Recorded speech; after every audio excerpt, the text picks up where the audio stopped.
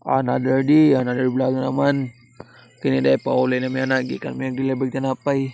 Nagpasingulan lang mi ana kay nabasa naman mi sa ulan.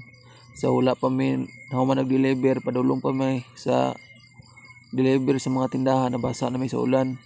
Mo to nakadisail lang mi pag-uli, nagpasingulan lang mi. Dre ako na lang ibabaktas kung body re pabada kay puti naman lisura kay ang tubig sa tunga naman sa dala ni Agi. Magliso na mong target kasi matumba pa mi. Mo to ang ipabaktas na lang ko siya. Sa ubos na lang ko nagpaubot sa patag. Grabe, porte na nang mutugnawa rin repita kay porte nang basaa. Dire nagpaabot ko sa kumbadi kay napay gapit bayad sa tinapay. Kay wala naman mo pabayad pag subida na mo kay porte naman tugnawa. Ina na naman mo nga pito na naman pag-uli. Kang wala dala no. Porte nang kubaga kay ang tubig nanastong ang dala ni Agi. Wala nasdapin.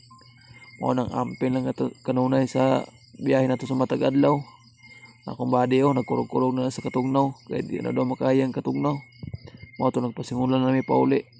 Og lang taman, thank you for watching. Bye bye. And God bless you tanan. Brum, brum.